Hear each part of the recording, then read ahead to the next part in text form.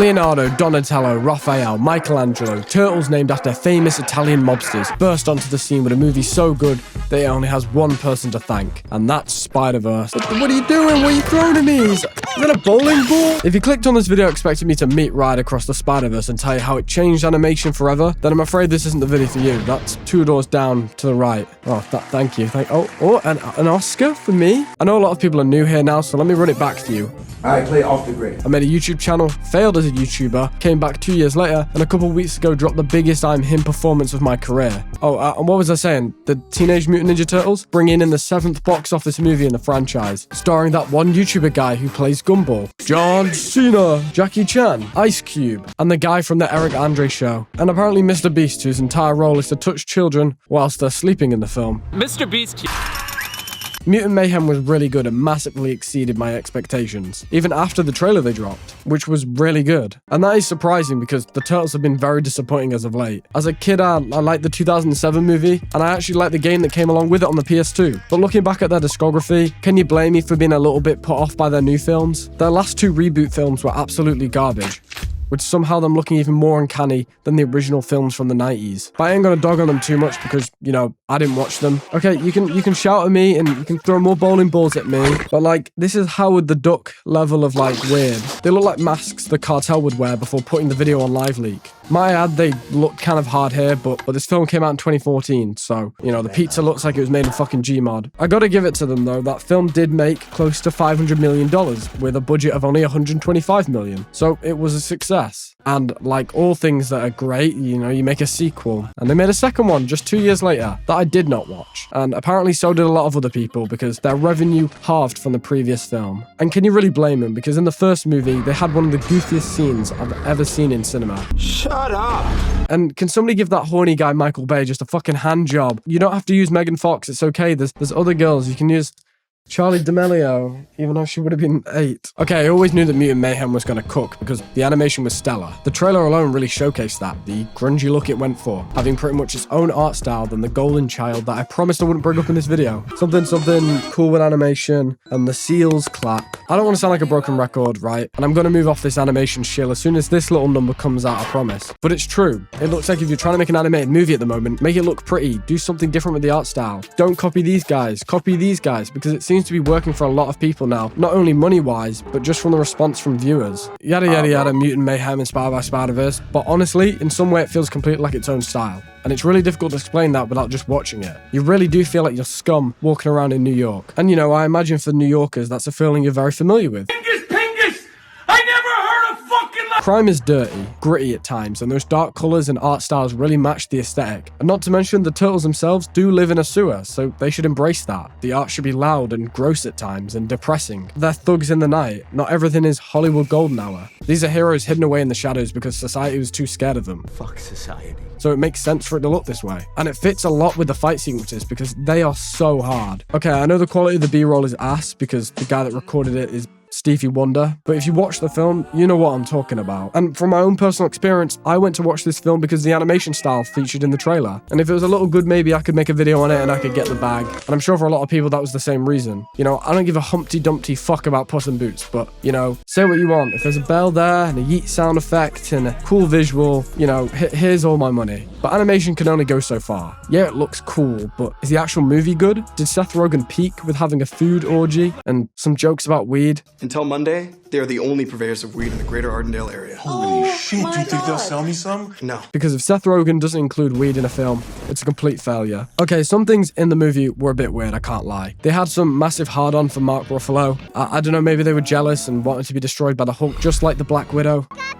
But apart from that, it was good. It was evident that this was a children's movie, but yet it had so much charm. And I'm only pointing out that it was a kid's movie because they said the word Riz and Cap, and they said Uganda Knuckles at one point. Okay, I made that last bit up. They also mentioned TikToks at one point, and John Cena was actually like foaming at the mouth. He was like screaming, he loves China. The dynamics of the Turtles were awesome, and honestly was so refreshing to watch. Seeing the boys be boys back on the screen was really relatable, even though I'm not a kid anymore. They really understand a real life dynamic between a bunch of teenagers, even if they are turtles. doing stupid stunts, ripping on each other at every given moment, and yet still having each other's backs when it counted, in a really authentic way. Splinter is rewritten to be this old, silly, overbearing, protective father due to his own experience, much like we've seen with other movies. And he's voiced by Jackie Chan, who absolutely smashes the performance. And you know, if I'm talking about voice acting, I gotta mention Ice Cube. He really went full-on fucking NWA on this shit. I'm surprised he didn't call one of the turtles the N-word, okay? Like, he had this movie on his back at times as Superfly. And all these things help piece together a bigger picture, a story showing the downfall of man when he's kicked from the Xbox party. And this whole thing is topped off with a sick soundtrack. Like, yeah, okay, the Spider-Verse one was good, and I guess objectively better because they actually, you know, they paid Metro Boomin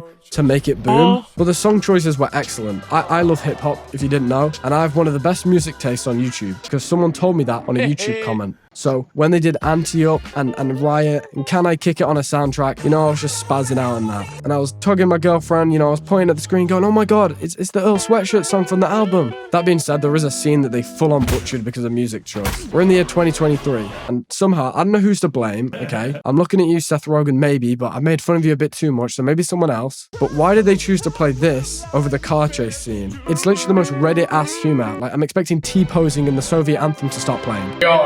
Ohio. Shut the fuck. You're literally gonna play anything else. Like, stick a bit of Carti on. I don't give a fuck. Maybe with that 70 million budget, they could have spent it all on a Yeet feature for this scene. I don't know. Oh, and did your ears a little prick up? Did they prick up at 70 million? Because, yeah, the people on Twitter did. Apparently, that's really low, especially since there was a crunch around across the Spider-Verse where they were Indiana Jonesing the fuck out of their workers. Get back, you black son of a... And their budget was 100 mil. So everyone just assumed that the Ninja Turtle producers held the animators hostage. You must draw Splinter kissing a gender-ambiguous character. Woke. Seth Rogen did come out, actually. Not like that. And he said that the reason the budget was so low is because he gave the little worker bees lots of time off because the work shouldn't be their entire life, apparently. And to that I say, get back to work, Mr. Squidward. This is fucking grind season. Boo-hoo, boo-hoo. Poor animator doesn't get his paycheck because they'd rather spend money putting Ninja Turtles in my Tesco aisle. Grow up. But the 70 million that did go around made animations nice. And I have no doubt that that aided their ability to finally make a good Ninja Turtles movie. But was it enough to save it from its decline? At the moment, it's only just crossed the line at $100 million. And the film's been out for almost 3 weeks. And with a budget of $70 million, that doesn't account for marketing and other expenditures surrounding the film, you have to question whether or not this has actually been a success. From a consumer standpoint, of course this has been a success. It looked brilliant, the story was excellent, and it sets up a sequel that I imagine people who saw this film will go and see. But who knows with all these overpaid strikers? How dare you? I need 6 more seasons of She-Hulk. I want Ice Spice throwing that back. Also, if this film doesn't pick up, they might not even see the point in making a second one, which would be a shame because I want to see Shredder